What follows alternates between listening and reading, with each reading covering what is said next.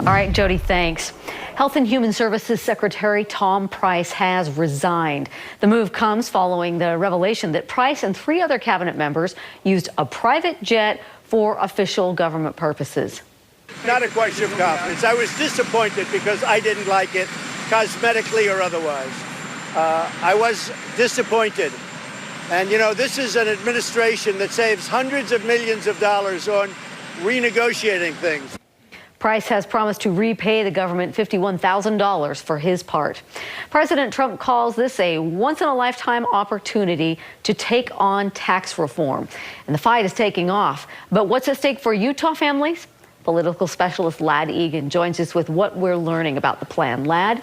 Yeah, Deanie, Republicans have only released the framework of their plan, so the details aren't clear yet, but they say the goal is to help the middle class and businesses. Democrats say not so fast. My administration is working every day to lift the burdens on our companies and on our workers. President Donald Trump again today talking big benefits from tax reform. And at the very center of that plan is a giant, beautiful, massive, the biggest ever in our country, tax cut. The Republican plan calls for reducing the number of tax brackets and cutting the corporate tax rate. You want a tax cut?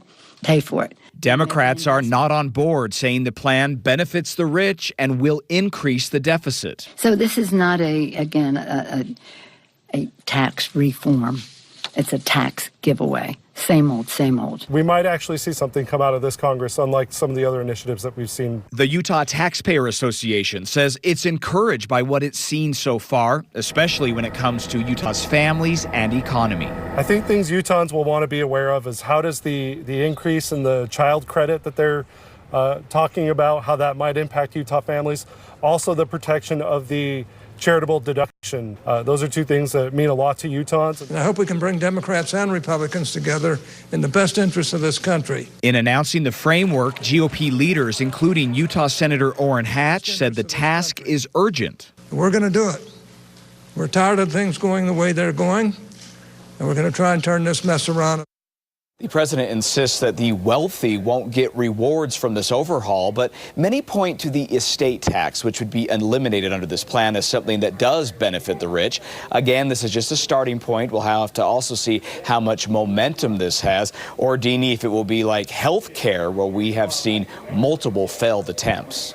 And just the other day, Democrats were warning that that is what would happen if Republicans and Democrats didn't work together. All right, Lad, thanks.